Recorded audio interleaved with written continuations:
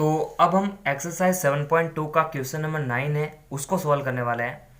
और ये क्वेश्चन थोड़ा सा इम्पोर्टेंट भी है क्योंकि थोड़ा सा अलग तरीके से आ चुका है, तो मेरे हिसाब से बोर्ड एग्जाम के लिए इम्पोर्टेंट रहता है या फिर हाफ ईयरली के लिए जो है इम्पोर्टेंट रहता है। तो यहाँ पर दोस्तों बहुत ही सिंपल है। ये क्या कहना चाह रहा हमसे कि बिंदु ओ, ए और बी इनके निर्देशांक भी दे रखे हैं को जोड़ने वाले रेखाखंड ए बी को 4 बराबर भागों में विभाजित करने वाले बिंदुओं के निर्देशांक ज्ञात करो। थोड़ा सा फोकस करो और ये क्या चीज़ बताने का प्रयास करता है इस पर भी जो है थोड़ा सा ध्यान रखेंगे आप।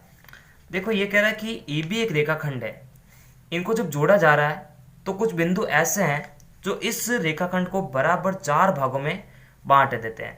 तो इसके लिए अपन ऐसा समझ सकते हैं, इसको यहाँ पर ए पॉइंट रखते हैं और यहाँ पर अपन रख देते हैं बी पॉइंट, और इनके जो निर्देशांक दे रखे हैं वो भी हम जो है यहाँ पर साथ साथ में लिख सकते हैं।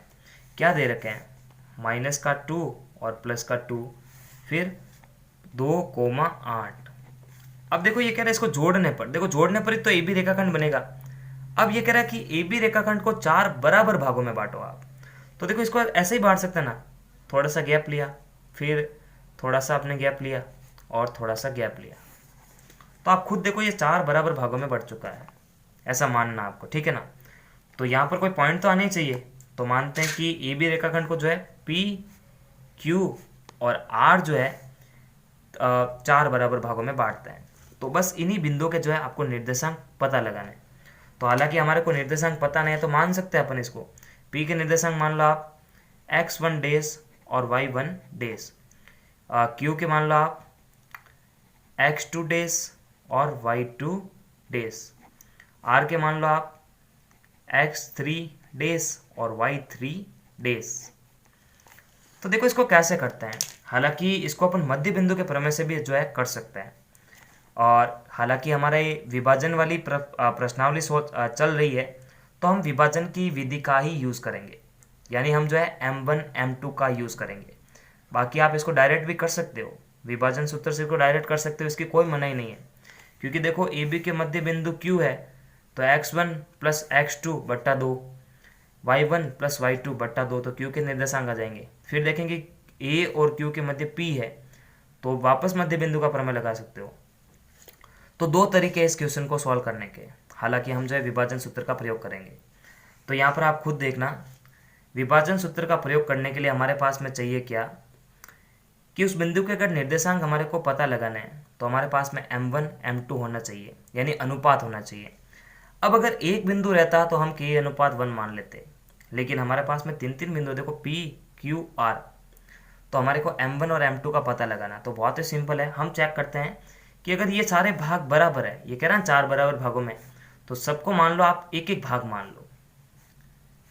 तो आप खुद देखो कि ये जो P बिंदु है ये पूरे ए बी रेखाखंड को 1:3 में कन्वर्ट कर रहा है। कैसे, देखो P के लेफ्ट हैंड साइड में जो है 1 भाग है और राइट हैंड साइड के अंदर देखो 3 भाग है, पहला भाग, दूसरा भाग और ये तीसरा भाग।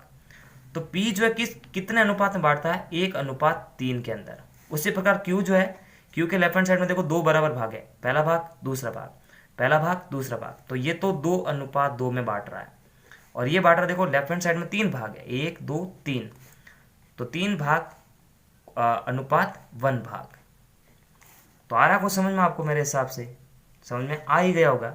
अनुपात तो हमारे को पता लग चुके हैं। अब जब अनुपात पता लग चुके हैं, x1 y1 x2 y2 हमारे पास में है, तो बिंदु P के निर्देशांक ज्ञात कर सकते हैं।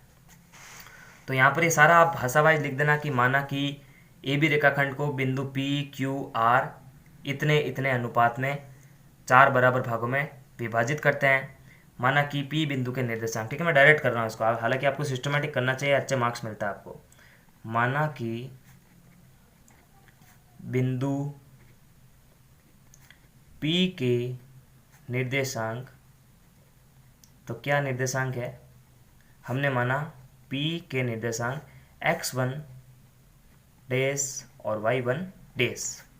अब विभाजन का सूत्र लगाओ आप, तो विभाजन के सूत्र के लिए ये बताओ कि कितना अनुपात में कन्वर्ट कर रहा है। तो AP अनुपात PB जो है वो कितना, देखो 1:3 है, यानी M1 M2 हमारे को पता लग चुका है, x1 y1 x2 y2। तो चलो इसको लिख दो आप, एक तरफ लिख देना चाहिए मेरे हिसाब से, x1 y1 x2 और y2।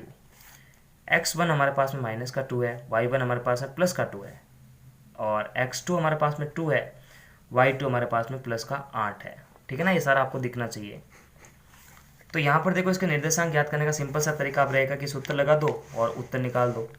ठीक है ना, आप करवा सकते हो या फिर कर सकते हो खुद भी। तो सूत्र रहता है कि x, y यानी किसी बिंदु के निर्देशांक ये होता है m1 into x2 plus m2 into x1 बट्टा m1 प्लस m2। ये तो हो गया x के लिए। अब y के लिए क्या रहता है, y आ जाएगा बस, m1 y2 m2 y1 बट्टा m1 प्लस m2। तो बस इनके मान यहाँ पर अप्लाई कर दो। तो x, y को हमने क्या माना है, x1 डेज y1 डेज। तो यहाँ पर P बिंदु लिखो आप, और x1 डेज और y1 डेज। फिर m1 हमारे पास में 1 है, इंटू x2 हमारे पास में प्लस का 2 है। ठीक है ना, ये मैंने मान लिख रखे हैं आपके सामने ताकि आपको कोई कन्फ्यूजन ना हो, और ये लिखना चाहिए, डायरेक्ट मत चलो आप। x2 हमारे पास में 2 है, प्लस m2 हमारे पास में कितना है, 3 है, इंटू x1 हमारे पास में माइनस का 2 है, बट्टा m1 प्लस m2 यानी 1 प्लस 3 डेज m1 हमारे पास में 1 है, इंटू y2 हमारे पास में 8 है, प्लस m2 हमारे पास में 3 है, इंटू y1 हमारे पास में 2 है, और m1 प्लस m2 यानी 1 प्लस 3 है। ठीक है, तो आगे बढ़ो और इसको सॉल्व कर दो आप। तो देखो p x1 डेज और y1 डेज, 1 इंटू 2 हो जाएगा 2, 3 दूनी 6 माइनस का होगा, 1 प्लस 3 हो जाएगा 4, 1 इंटू 8 8, 3 दूनी 6 प्लस का 6, 1 प्लस 3 4, प्लस माइनस माइनस बड़ी संख्या का चिन्ह काम आएगा, माइनस के 6 में से प्लस का 2 निकलेगा तो बचेगा माइनस का 4, और नीचे भी देखो 4 है, 8 और 6 हो जाएंगे 14, और नीचे 4 है, 4 से 4 कट सकता है, और ये देखो 2 7 है 14, 2 दूनी 4। तो देखो बिंदु P के निर्देशांक क्या आ रहा है, x1 डेज y1 डेज क्या आ रहा है, माइनस का 1 कोमा 7/2। तो देखो बिंदु P के निर्देशांक हमने ज्ञात कर लिए। उसी प्रकार आप बिंदु Q के भी निर्देशांक ज्ञात कर सकते हैं कि m1 m2 हमारे पास में क्या 2 2 रहेगा। उसी प्रकार r के भी निकाल सकते हो आप, m1 m2 हमारे पास में, बाकी x1 y1 x2 y2 same रहेगा।